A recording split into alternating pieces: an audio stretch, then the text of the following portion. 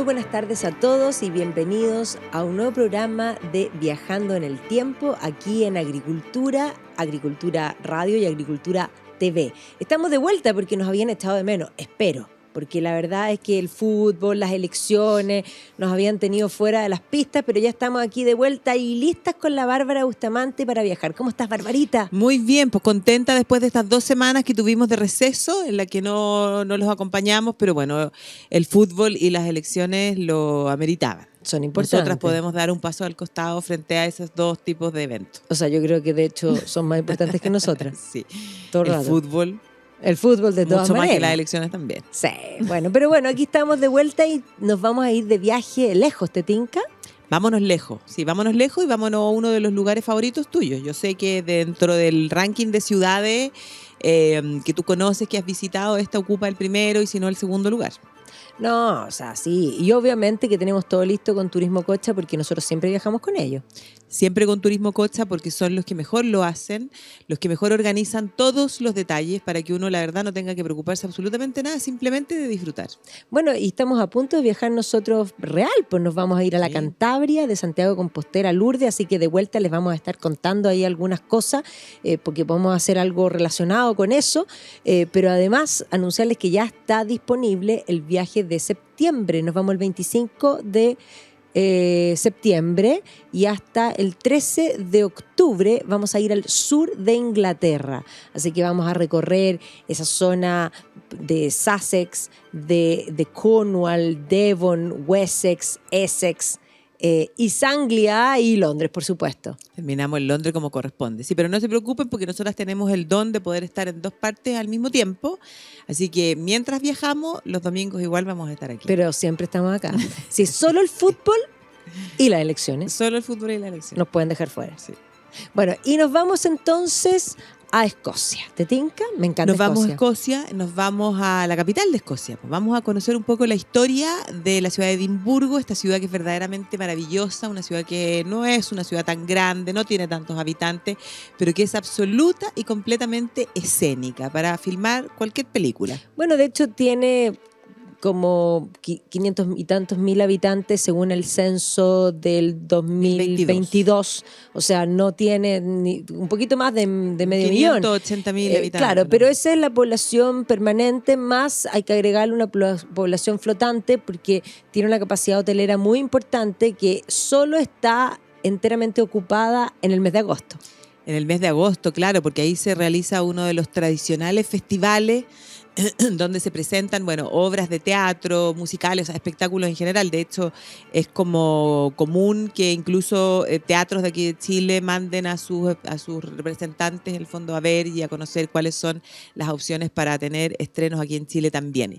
Y no solo eso, sino que durante los días en que se realiza el Fringe, Edimburgo completo se llena de espectáculos, pues de espectáculos callejeros. Claro, espectáculos callejeros, en todas las esquinas, además de teatro, música, pero también termina con los fuegos artificiales arriba del castillo, que es una belleza. Y este festival data desde la posguerra, o sea, del año 1947, y de ahí todos los años se ha realizado este espectáculo, que además parte con algo que venía de antes, sí, que es el tatú, que es esta parada, podríamos decir militar, escocesa, con gaitas y todo frente al castillo. O sea, por una parte, claro, uno ve el castillo, si es que le toca ver el tatú, es fabuloso, pero si uno no ve el tatú, durante todo agosto están las graderías que quedan ahí permanentes hasta que se sacan, que cuando uno va en otro momento del año,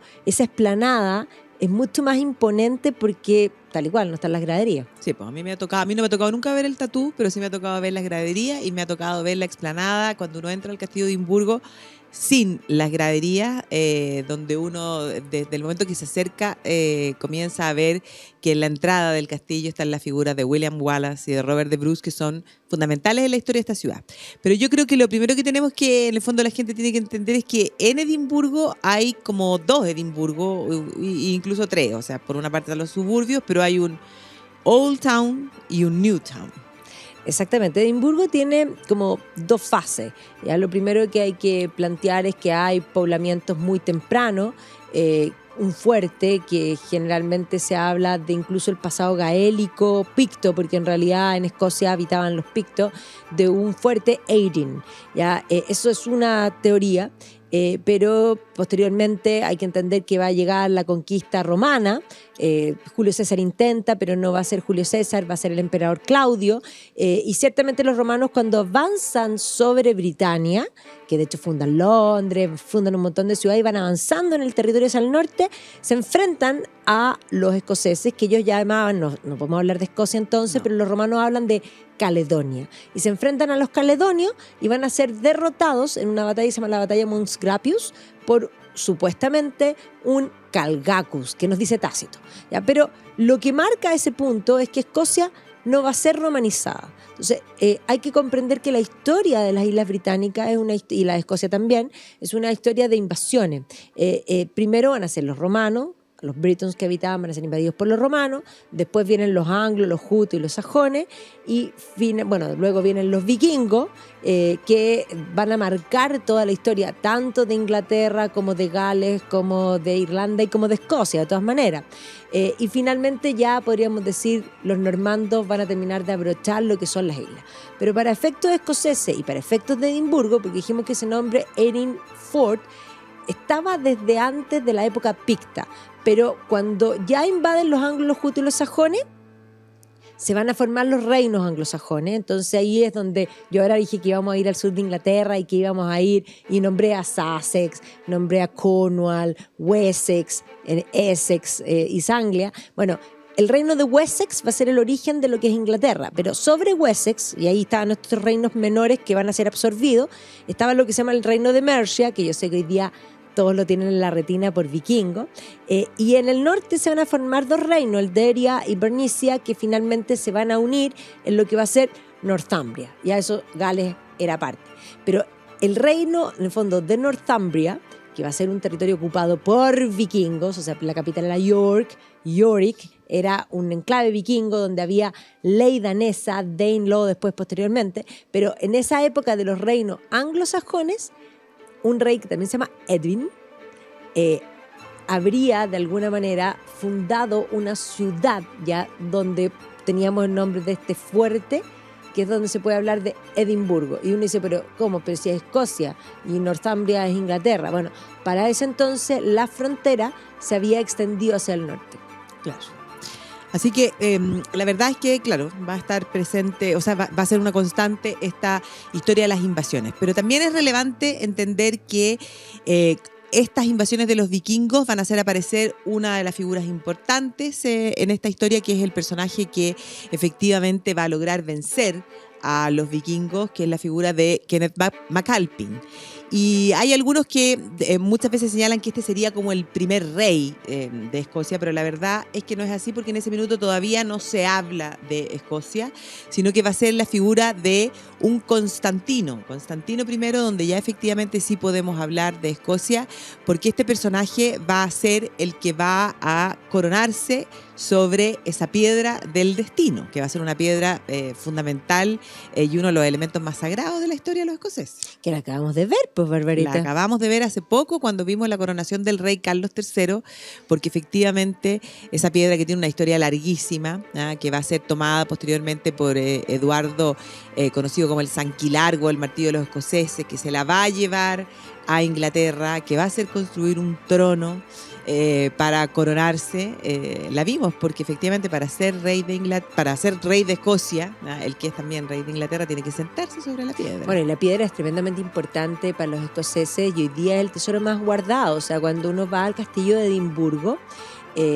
porque hablábamos de este Old Town y New Town, Edimburgo es una ciudad escénica, una ciudad que tiene múltiples vistas, particularmente porque está rodeada de colinas, algo muy propio para nosotros aquí en Chile. Nosotros estamos acostumbrados a lo mismo. Y arriba, en la punta literalmente del cerro, está este castillo que es la corona, podríamos decir, del Old Town, y desde la colina del castillo se baja por lo que se denomina la Royal Mile, en toda esa zona que está marcada, podríamos decir, como columna vertebral por la Royal Mile, es el Old Town, ¿ya? Y el New Town está abajo. Ya, eso es como porque ahí uno se da cuenta inmediatamente el contraste y geográficamente hay una diferencia. Pero en el castillo de Edimburgo, en la punta, en la corona de la colina, está el castillo, que es una citadel, principalmente es una Claro. fortaleza donde hay no múltiples... es un solo castillo. No, No es hay un múltiples castillo, edificios de distintos tiempos, de distintos periodos, pero efectivamente ahí están las joyas de la corona y donde están, que son bastante más sencillas que austera. las británicas, pero lo más importante y que ellos plantean es esta piedra, que la exhiben, está exhibida ahí, no se puede fotografiar, pero además tienen tantas historias, pero es lo que podríamos decir hace no solo al rey, hace Escocia. Sí, claro, y además pensar, imagínate, estamos hablando desde el 930, por ahí, 930, 940, o sea, son harto tiempo. Y además con esta historia de que la piedra permaneció en Inglaterra hasta la década de 1970. Cuando recién fue devuelta a los escoceses. Entonces, como yo creo que una parte bien integrante, o sea, bien importante de la historia de Escocia. No, sin duda, además tiene toda una historia. Acuérdate que antes de que se devolviese, unos estudiantes quisieron robarla, que no pesa poco porque es gigante, o sea... Se les cayó. Se quebró. Se quebró, finalmente, bueno, la encontraron y llama la atención que uno de esos jóvenes murió el año pasado, murió el mismo año que murió la reina Isabel, fíjate. Impresionante. Sí, impresionante. Bueno, pero claro, esta historia que estábamos hablando de este Constantín, que es el primero que se sienta en la piedra, que ya constituye propiamente Escocia, porque ahí es importante decir que Kenneth MacAlpin, aunque lo enseñan como el primer rey de Escocia, en realidad era rey de Alba. Y él va a ser usurpado por un tal Aed. Y sus hijos logran arrancar porque su hermana vivía en Irlanda. Entonces estos niños que se fueron como príncipes pictos, príncipes de Alba, van a ser criados como príncipes gaélicos. Y cuando ya crecen, porque se va Constantino y Donald, cuando ya crecen, estos príncipes gaelizados vuelven y recuperan el trono. Y por lo tanto... ese componente Scots, si nosotros vemos mapas antiguos, los Scots originalmente son de Irlanda. Y por lo tanto, cuando se gaeliza lo que era el reino de Alba, con la llegada de estos niños, es que podemos hablar de Escocia. Y de hecho, Constantino es el primer rey de Escocia, tal y cual. Así es. Pero paralelo a esa historia de que tenemos este primer rey de Escocia, también en Inglaterra tenemos al primer rey. De Inglaterra. De Inglaterra. Unida, porque dije yo, todos estos reinos. Todos estos reinos. O sea, es como el proceso es paralelo. Entonces, y esa es la figura de Athelstan. Y la verdad es que aquí, entre este Constantino y Athelstan, se va a marcar como una constante en la historia de ambos reinos, porque no son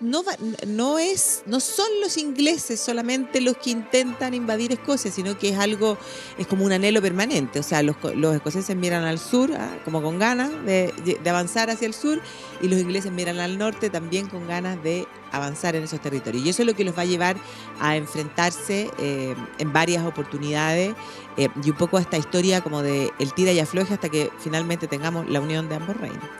Exactamente, así que ahí vamos a tener una cosa impresionante, porque cuando Athelstan presiona hacia el norte, Constantino hace algo increíble. O sea, hay que entender que todos pelearon contra los vikingos en forma permanente y habían sido derrotados finalmente los vikingos por Kenneth MacAlpin en Escocia, por Brian Boru en Gales, en Irlanda, por Rodri Mauer en Gales y por Alfred the Great en Inglaterra. Y por lo tanto, estos reyes pasaron a ser casi míticos. Pero aquí Constantino hace lo increíble, eso se llama política.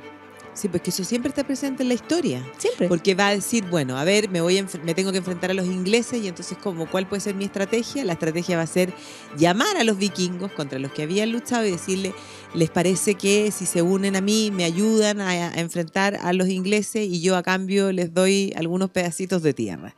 Y efectivamente eso es lo que va a ocurrir, pero de todas maneras en esa guerra no va a haber un triunfo decisivo para ninguno de los dos bandos. Ciertamente, pero va a quedar la frontera. Y esa batalla de Brunanburh, que hoy día está bastante olvidada, tú sabes que la poscuela de la serie Last Kingdom, que es una película que está ahora en Netflix, precisamente trata de esa batalla. Pero eso ya va a marcar la diferenciación entre Escocia y Inglaterra en forma permanente. Pero te tinca que sigamos hablando ya del mundo medieval y de Edimburgo propiamente tal, de vuelta comercial. Me parece, vamos. Vamos y volvemos.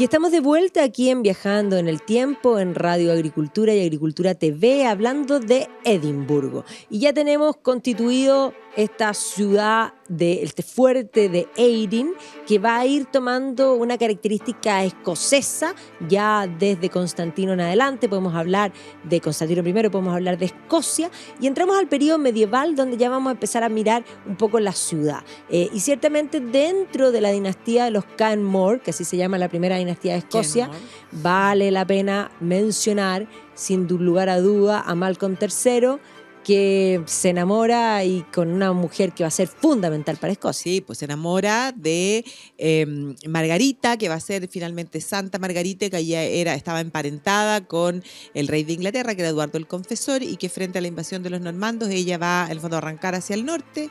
Los vientos providencialmente la llevaron. La llevaron, exactamente. Y Malcolm III se enamora perdidamente de ella, y entonces va a tener que resolver el problema de que tenía una mujer anterior. Ya, entonces a esa la va a repudiar, la va a mandar a un convento y se va a casar con Fácil solución, ¿eh? Sí, pues fácil. Fácil solución. Mucho más fácil eso que hacer trámites hoy día, como para todo lo que tiene que ver con una separación o divorcio. No, sí. Más vale repudiarse, sí. Bueno, pero van a formar una pareja que es súper importante, y sobre todo porque van a quedar probablemente las huellas más antiguas que encontramos dentro de ese castillo de Edimburgo tienen que ver con la figura de Margarita. Claro, dentro del castillo de Edimburgo hay múltiples edificaciones. Dije que era una citadela, es decir, una ciudad amurallada, y dentro de las edificaciones hay una que probablemente es la que menos destaca cuando uno la mira, porque parece, como digo yo, un cuadrado con un triángulo, o sea, como para estudiar la figura geométrica, una cosa muy pequeña. Y es una capillita. Una especie como de bodeguita, parece. Como una bodega, claro, así como casi para guardarla. Una bodeguita de piedra. Una bodeguita de piedra, pero en verdad es una capilla bellísima, porque además es una capilla que en el fondo románica, muy sencilla. Muy pura. Muy purista, que realmente recoge, y así es en el fondo la capilla de Santa Margarita. Es la capilla de esta Santa Margarita, y esta Santa Margarita que además posteriormente su hijo David va como a retomar la labor de ella, y entonces ahí no solo en Edimburgo o desde Edimburgo se va a iniciar todo lo que es esta ruta de las abadías que están por todo el territorio y que hoy día vemos que son ruinas. Claro, que hay un punto bien importante, porque Margarita va a fomentar la importación de órdenes, digamos, clericales. Y esto va a ser muy importante, porque no es simplemente que llegue monje, ¿ya? Porque uno lo piensa así, no, es que llegue intelectualidad, sí, porque pues, efectivamente la intelectualidad estaba en el monacato, y por lo tanto todos estos monjes que van a empezar a llegar en el fondo este es el momento en que llegan los monjes negros, los Blackfriars, es decir, los dominicos, pero que también van a llegar en el fondo franciscanos, que ahí van a ser súper importantes para la historia de Escocia, porque van a haber franciscanos muy emblemáticos, entre ellos el propio Dan Scotto, que ya vamos a hablar de él, pero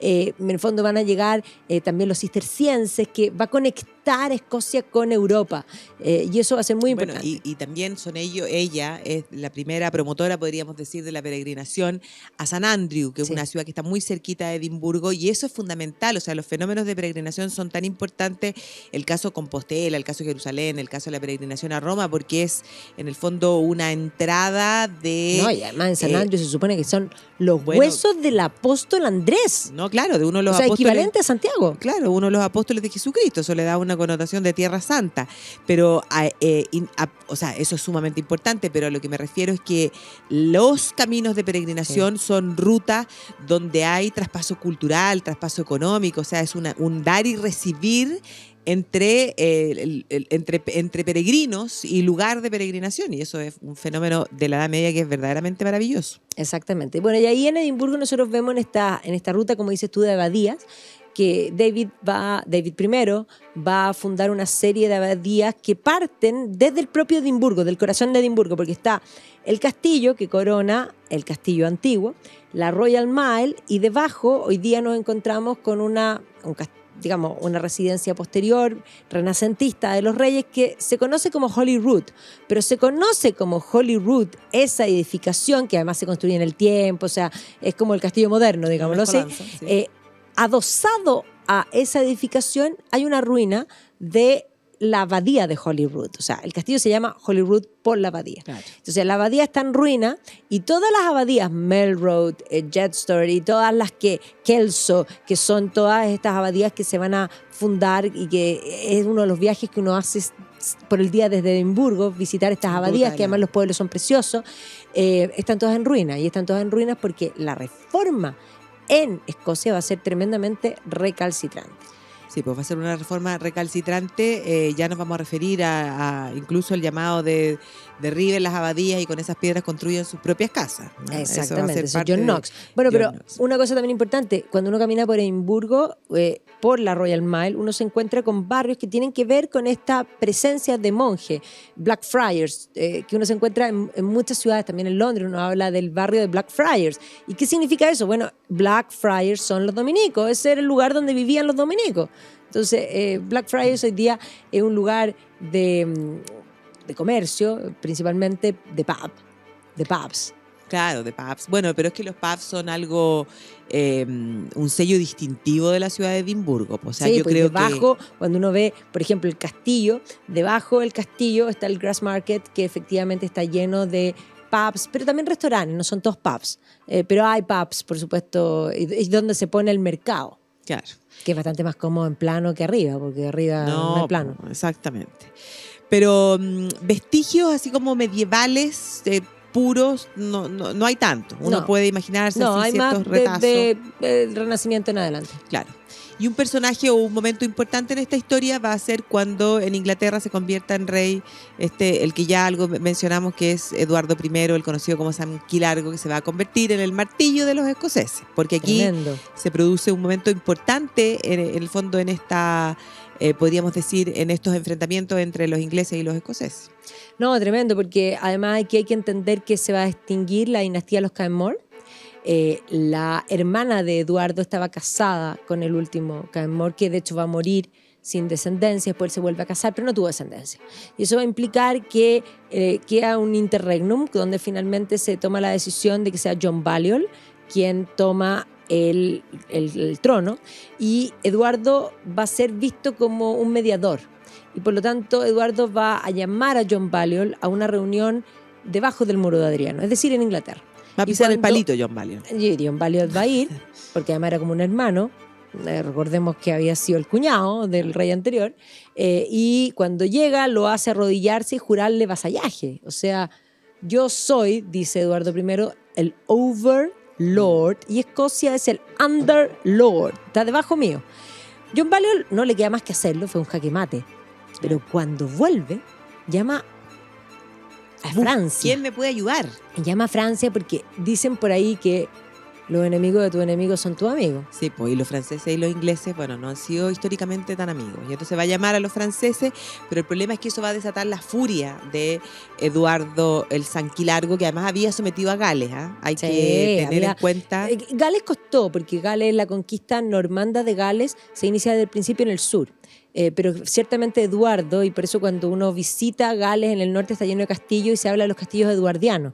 Y eso es porque Eduardo I termina de conquistar y Gales era un montón de reinos distintos. Tantos reyes había que se toma finalmente el título del primus inter partes, claro, como príncipe de Gales. Y ahí Eduardo usurpa al príncipe de Gales y nombra a su hijo príncipe, claro, de Gales, y de ahí para siempre. La tradición de que el heredero al trono es el príncipe de Gales. O sea. Y lo hacen en un castillo fabuloso eduardiano, sí, que es Caernarfon, claro, que es una belleza. Bueno, todos los castillos eduardianos son una belleza. Sí, pues yo quiero ver ese momento en el que Guillermo haga esa ceremonia, en el fondo esa como investidura como príncipe de Gales, que además algo va a tener que decir en gaélico, porque además encuentro que la vara quedó muy alta con Carlos, porque Carlos, cuando fue investido príncipe de Gales, aprendió gaélico y hizo su discurso en gaélico, lo que es súper difícil.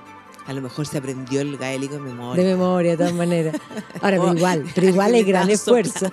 Sí, porque la pronunciación es muy difícil. Pero terrible. Pronunciar es el Caernarfon, no es fácil. No. Todos lo pronunciamos mal. No sé, sí. En gaélico no se dice tiene mucha...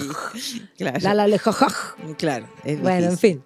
Bueno, claro, en fin. Entonces tenemos a este personaje que se va, a este Eduardo, que se va a indignar producto de este apoyo de los franceses y entonces va a decidir invadir Escocia. Y ahí es donde aparece, por una parte, Mel Gibson.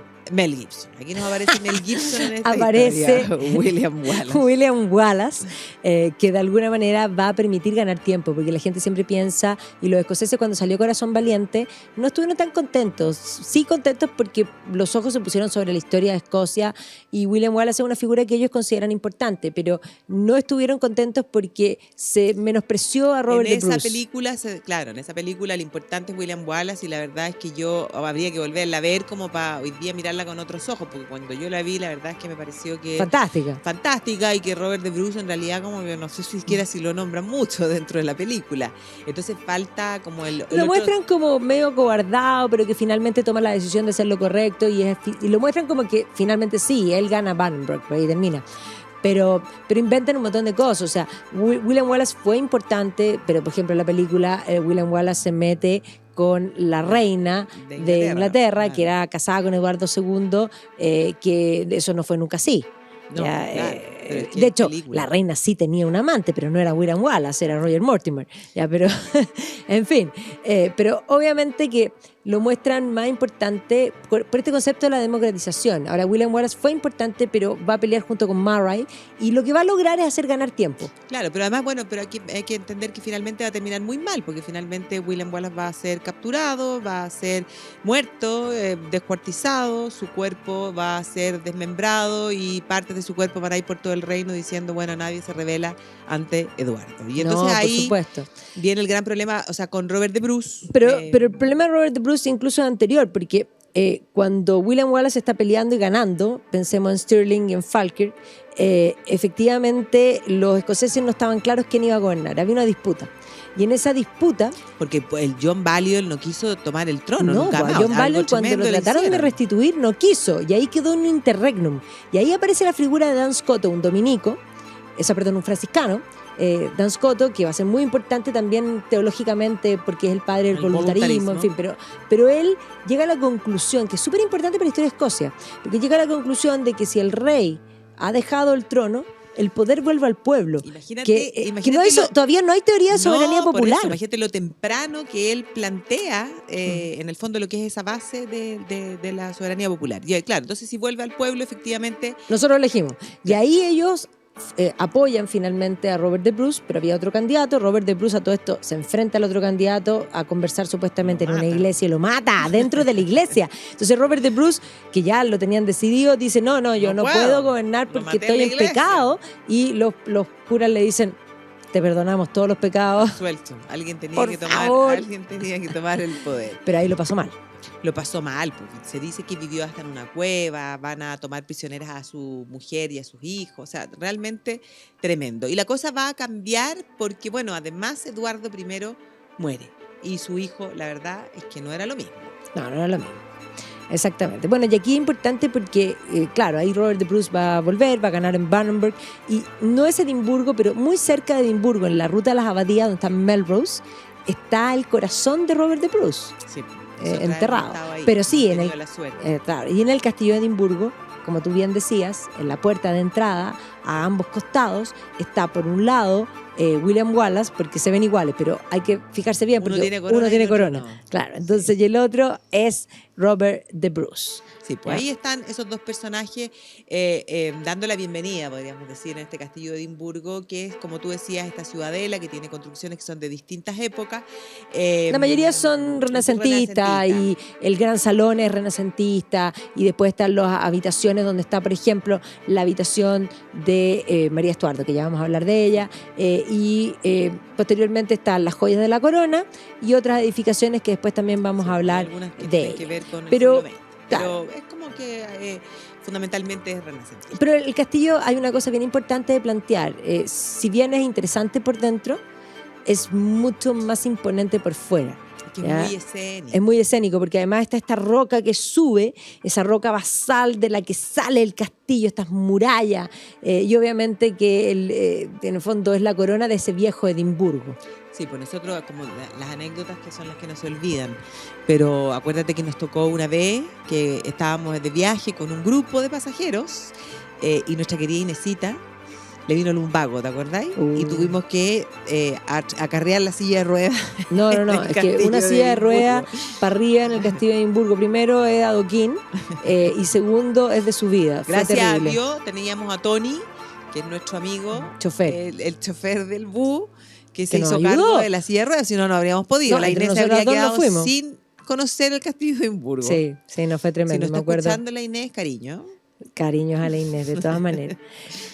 Bueno, y de este viejo Edimburgo hay varias cosas que se perdieron en el tiempo, pero hay registros. Es súper interesante ver esas fotos de la ciudad, porque durante el siglo XVIII y ya XIX, particularmente XIX porque cuando tenemos las fotos, pero se van a empezar estos procesos, como empieza la revolución industrial, empiezan los procesos de crecimiento por una parte de las ciudades y planes de mejora de las ciudades. Entonces, ya en el siglo XIX, para esos planes de mejora, se hacen fotografías de cómo era. Claro, antes de remodelar o de votar, se fotografía. Y eso, por ejemplo, es súper interesante ver en París, que es una ciudad que se hace entera, o sea, se derriba entera. O sea, ese viejo París que se perdió está en los registros fotográficos. Claro. ¿Ya? Y también se hace en el caso de Edimburgo, que es bien impresionante, pero que además te muestra lo deteriorado que estaban muchos barrios que hoy día sí están, y cómo lo fueron mejorando en el tiempo. Por ejemplo, la casa John Knox. Eso mismo te iba a decir, la casa de John Knox,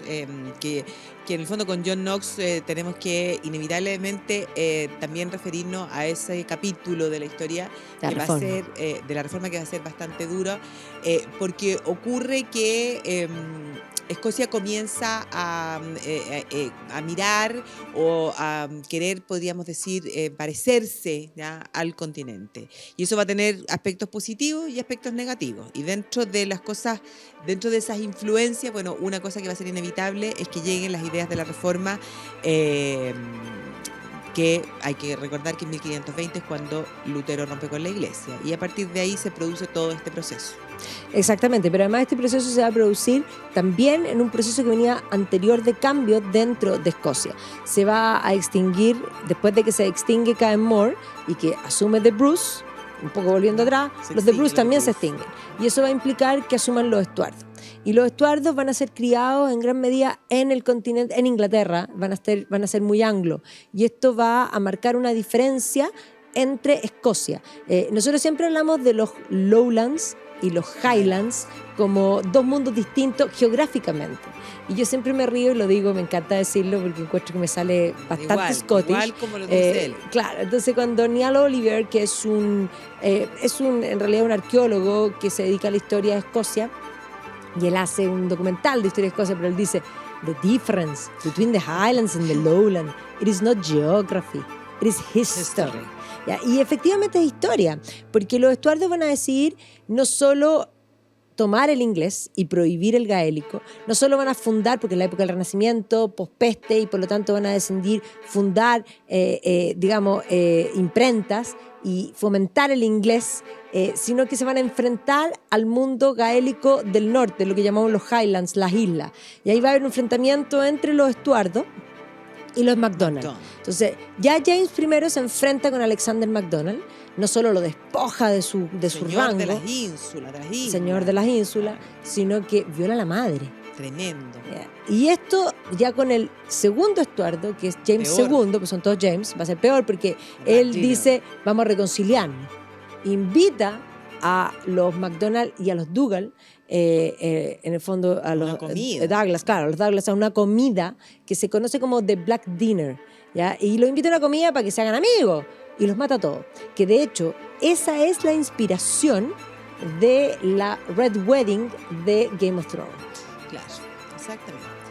Y entonces, bueno... y eso todo pasa en Edimburgo. Claro, sí, pues todo eso pasa en Edimburgo. Y entonces esto marca como esa diferencia, en el fondo, de que van a haber ciertos clanes que van a estar mucho más vinculados a este mundo más gaélico de las Highlands, y evidentemente que hay otros que a este mundo que quiere ser más europeo. Obvio, eso va a marcar toda la historia y todas las rivalidades. Pero claro, seguimos, te tinca que vamos a comerciales y volvemos.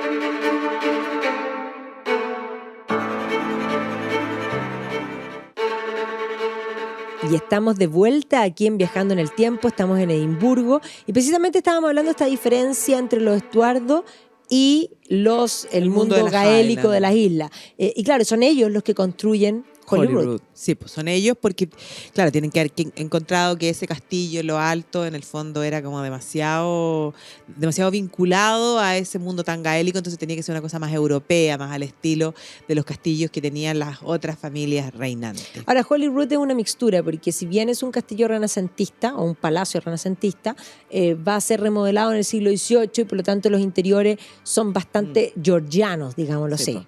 Bueno, y hay que pensar que cuando el rey está en Edimburgo, se queda en Holyrood, po.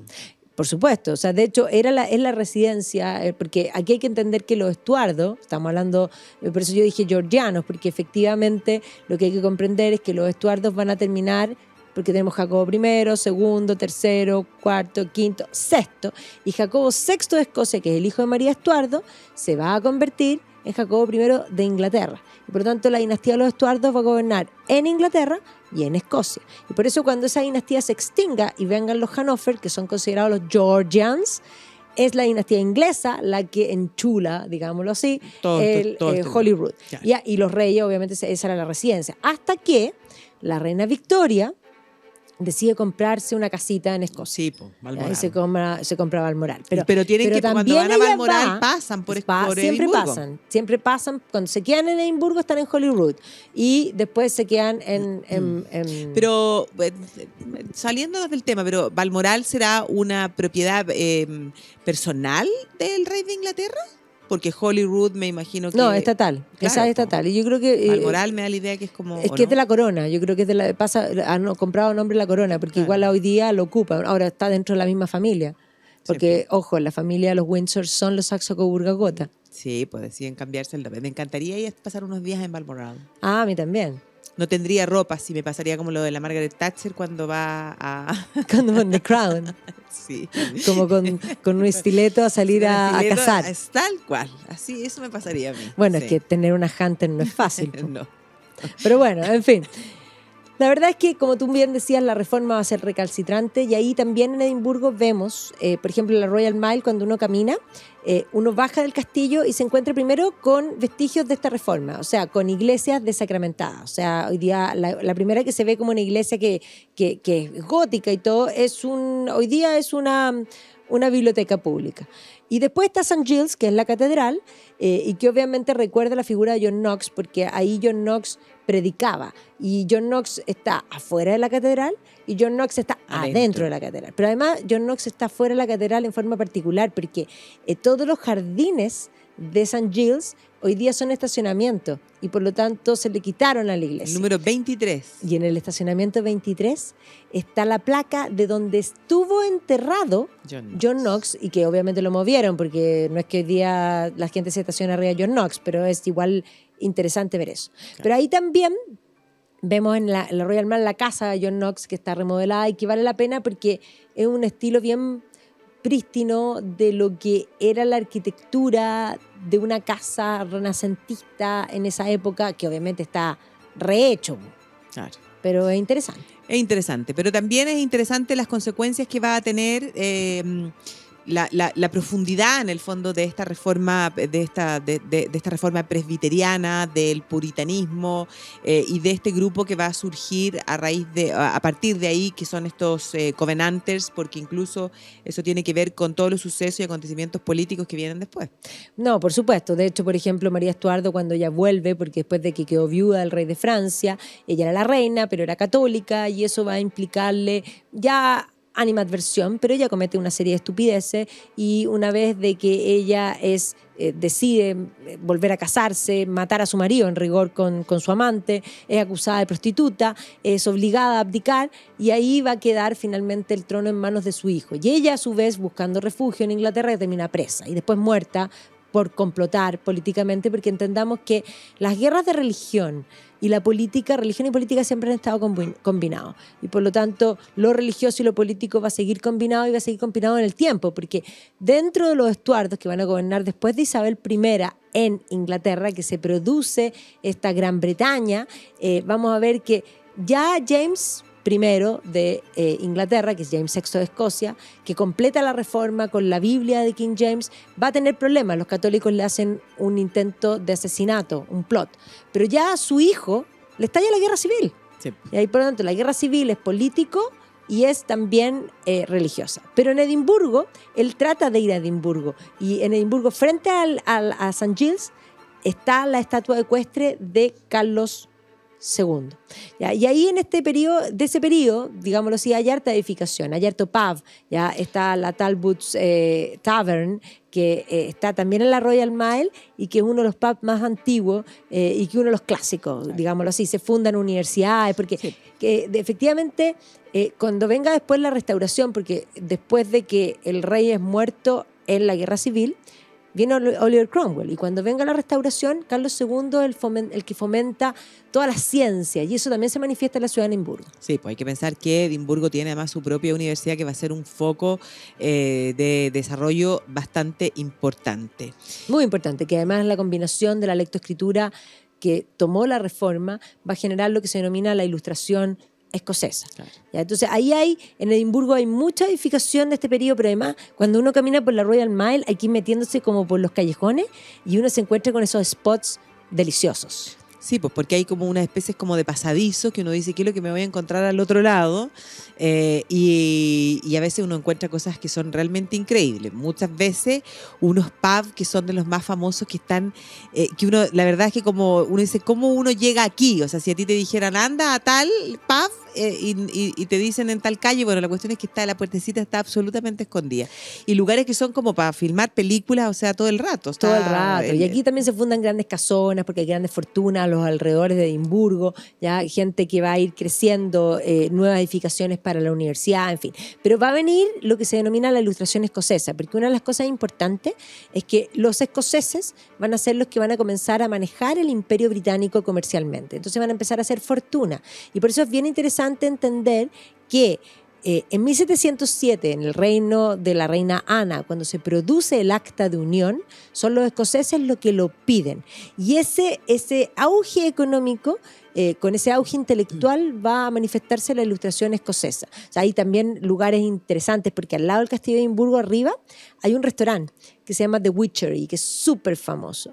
Y The Witchery dice, ahí tal y cual afuera, que este era el lugar donde se juntaban grandes mentes. Y ahí se juntaban, si uno piensa en Adam Smith, David Hume, pero posteriormente también Samuel Johnson, que eran británicos también que venían. O sea, Edimburgo era la Atenas del norte. Un centro de intelectualidad importante y además con un auge económico, auge comercial también que es destacable y que hace que la ciudad también comience a vivir estas modificaciones, porque en el fondo, en la medida que hay recursos, se puede ir embelleciendo. No, por supuesto. Y además, la universidad va a ser la cuna, por ejemplo, de toda la medicina. Toda la medicina moderna surge desde Escocia. Monroe y después los Hunters, o sea, William y en fondo John Hunter van a ser importantes. Y esto además sucede después de que Escocia había sido bastante mancillada, porque hay que entender que durante la época georgiana y un poco antes, desde la usurpación de James II, que todavía era en Estuardo, se produce, James II es usurpado por ser católico. Y entonces él es la hija. Es Mary, que es su hija, que estaba casada con William of Orange, que es lo que se conoce como la Revolución Gloriosa. Claro, pero este rey que es usurpado, en el fondo, escapa e intenta formar ejércitos y busca ayuda en distintas partes. O sea, primero lo hace en Irlanda, y ahí se producen ciertos guerras wilhelmitas. Y después va a solicitar ayuda también a los franceses. Y ahí va a pasar incluso un par de generaciones hasta que llegamos a la figura del Bonnie Prince Charlie. Claro, lo que pasa es que todos los movimientos en apoyo a James se llaman los jacobitas. Y esos movimientos jacobitas se acunan en Escocia y va a haber distintos movimientos. O sea, van a apoyar a James, después van a apoyar al hijo, que se conoce como The Pretender, y después al nieto, que es Bonnie Prince Charlie, y finalmente ya son totalmente vencidos en 1746. Entonces ahí va a venir un foco inglés, que además se va a combinar con, por una parte, va a venir la política inglesa de los clearance, de liberar las tierras de los campesinos, y por eso muchos van a emigrar, por eso hay tantos escoceses fuera de Escocia, eso fomenta esa política, pero además va a venir una inglesización, podríamos decir una actitud neoclásica georgiana, y ahí surge el nuevo Edimburgo. Ahí surge el nuevo Edimburgo, en la medida en que como que se intenta como de aplacar todo lo que eran las costumbres, todo lo que eran las tradiciones, como que van a intentar como un poco como borrar todo eso, pero todo eso va a quedar ahí, va a resurgir después de una manera magnífica. Se va a reinventar fantásticamente. Pero claro, la ilustración escocesa es tremenda porque tiene una visión que fomenta la libertad, la propiedad, el individuo, ¿ya? Y que básicamente es lo que va a inspirar políticamente la independencia americana, ¿ya? De hecho, Arthur Hughes escribe un libro que dice How the Scottish Invented the Modern World, ¿ya? Y la verdad es que tiene razón, en Sí, muchos po. aspectos tiene razón. Increíble, ¿eh? Es increíble. Yo aquí Pero tengo, claro, yo tengo una parte importante, yo soy McNiven. bueno, Así y que la abuela de mi parte papá de algún era clan. Mary Holmes Dunlop, Claro. así que las dos tenemos algo escocés. Claro que yo Tú no- lo tenés mi- más cerca. Yo lo tengo más cerca, claro que mi familia no era de las Highlands, me hubiera gustado más de las Highlands, era de las Lowlands, así como cercano de Glasgow un poquito para abajo. Ah, pero es lindo esa zona Lindo, sí. de Amberley, muy Claro, linda esa por ahí, zona de de Amberley. por ahí. Bueno, pero la verdad es que en este periodo se construye el New Town, que efectivamente se ve esta ciudad neoclásica, y este nuevo Edimburgo se va a construir también por personajes, y aquí va a salir la figura de James Gray, que va a ser el primero en planificar esta ciudad. Edimburgo, el New Town se parece a Bath, Se parece pero más. Bath es de piedra amarilla Y este de piedra más Edimburgo, oscura. en realidad la piedra no es tan oscura, lo que pasa es que Sí, como po. calentaban con carbón, las piedras están oscurecidas y Claro. no las limpian, porque además hoy día una de las características de Edimburgo es precisamente ese gris. Ese gris. Sí, pues limpiarlo sería quitarle parte del encanto que tiene, porque la combinación entre ese gris, la combinación con el clima, con el frío, con la lluvia y que cuando sale el sol y ilumina es realmente maravilloso. Bueno, Pero y es- ojo que trataron de hacer ciertas cosas, así como hacen en Newtown, por ejemplo, la ciudad de Aberdeen, que es otra ciudad importante, donde también tenía universidad, también está la ilustración, se construye en la misma forma georgiana, pero en granito. Y el granito tiene la gracia de que tiene ese brillor. Claro. De hecho, se conoce como la ciudad de granito. Entonces, así como Bath tiene esa piedra caliza, amarillita, cada uno tiene su característica. Pero claro, aquí construyen, Claro. digamos, el racionalismo es el que Sí, construye. pues y si uno, sobre todo, si uno lo mira como de arriba. Dibujado. Y hay como cosas, además como para demostrar la experticia y el dominio. Sí, edificios que son como redondos, algunas cosas que parecen casi como, no sé, unos signos de interrogación. Esos edificios de fachada continua que uno imagina que es un gran palacete de una sola familia, pero la verdad es que son como casi como, podríamos decir, como townhouse, o sea, casitas Sí, delgaditas y para arriba. Y mucho edificio público importante, una galería de arte que está justamente abajo, en el fondo del Parque Princess abajo, pero también en el fondo museos, la Royal Society, los puentes modernos, pero también podríamos decir la abundancia se manifiesta en el Assembly Room, en el Usher Hall, que es este teatro para conciertos, y posteriormente, bueno, ahí es donde uno tiene que ir a comer al The Dome. Sí, fíjate que nosotros tuvimos Estábamos alojando frente en el George. Y yo no frente al- fui. Sí, pues la próxima vez que vayamos, el próximo año, ¿te tinca que volvamos a hacer una ruta a Irlanda-Escocia? Sí, pero hay que agregar en la maleta una tenida un poquito más elegante porque uno se Sí, el siente The como Dome, muy poca cosa. Muy poca cosa. Entonces aquí Como surge de zapatilla, nada que ver.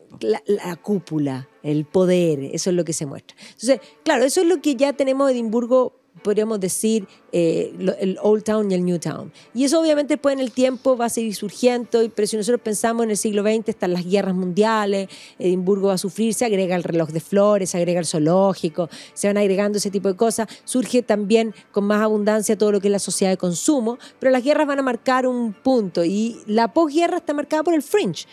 Y ya en los años 90, con la recuperación del Parlamento, los edificios modernos, que no sé cuánto suman en realidad. No, yo te diría que restan, sobre todo el edificio del Parlamento, cosa más horrorosa. Y además, ¿dónde está? Al fin. Está en la Royal Mile, frente a Holyrood, y es un chancho en misa. Sí, no, es realmente muy feo.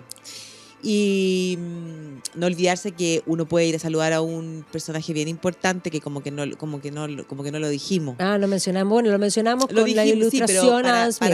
para decir que uno puede ir a presentar sus respetos en la Sí, tumba. en el Kirk, que está, a ver, cuando uno va del castillo de Edimburgo a Holyrood por la Royal Mile. A mitad de camino está la Catedral de St. Giles y un poquito más abajo está la iglesia del Kirk, A la mano izquierda. que la verdad es que a la mano izquierda, bien por fea. fuera no llama la atención de nada, pero efectivamente ahí está Adam Smith. Y claro, lo que sí hay que decir es que toda esta Escocia va a recuperarse como marca desde los románticos. Y ahí hay dos figuras que no puedo dejar de mencionar, que son Obvio. Robbie Burns y Walter Scott, que también Walter Scott está presente en Edimburgo porque él reinventa Escocia, él recupera el uso de los tartans, el uso de las gaitas, y él lo enfatiza por esta idea de que lo usaban por familia. Tenían un color. Y obviamente, claro, y obviamente que Edimburgo se lo agradece, y cuando uno camina por la calle principal que está justamente al lado, en la orilla del Newtown, uno se Sí, encuentra con podríamos decir, el memorial, El memorial. que lo recuerda, y que también está parece- su casa ahí. Sí, pues parece como que fueron como una gran iglesia, una O sea, parece una catedral catedral. gótica. ¿Qué es lo que es esto?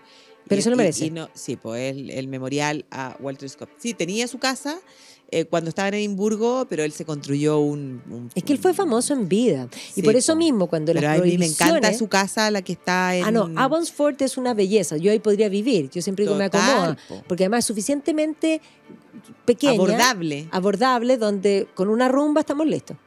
Sí, po, y con la escoba y la pala también. No, pero es que lo que pasa es que estamos claros que hay palacios que son tan grandes que si uno le dicen, yo no podría vivir inabordable. aquí. No, ahí en ese hay rinconcitos donde uno dice, aquí me tiraría a dormir la siesta. No, y quedar en la ventanita con el sol solcito. frente al río Tweed, no, una maravilla, una maravilla. Sí. Bueno, ahí es importante decir que Walter Scott inventa Escocia, y por eso los escoceses son tan agradecidos, porque así como tenían prohibidos todas las cosas, él, claro, porque lo que él hace es que cuando va al rey, que era Jorge IV de los Hannover, él le deja, Que era él gordo. organiza la avenida, y era gordo, claro, y le deja sobre la cama un tartans. Y por lo tanto el rey se pone pollera, feliz, y además le organiza los pipes y todas las prohibiciones se las pasó por Claro, donde y los a partir de quiso. ahí se puso de moda, po. Y De la moda, familia porque- real siempre, cada vez que está en Escocia, se ponen el kilt, el rey, se visten con los trajes tradicionales. La reina Victoria, que hasta las crinolinas eran de Ay, la tartan. reina Isabel II y Carlos también. Sí, todos. Bueno, pero ya vamos a volver a hablar de Escocia, porque ahora hicimos un barrido en la ciudad de Edimburgo, que es una ciudad realmente bellísima. A mi juicio, una de las ciudades más lindas de Europa. Tiene esos niveles y tiene ese ambiente, a pesar del frío. Cualquier pub es bueno. A mí me acomoda. Sí. Así que bueno, les agradecemos que nos hayan acompañado, que hayamos estado de vuelta, y no los vamos a abandonar. Nunca los abandonamos. Lo que pasa es que a veces hay cosas más importantes que nosotros. Eso sí, muchas cosas más importantes. Así que nos vemos la próxima semana. Que estén todos muy bien y feliz domingo.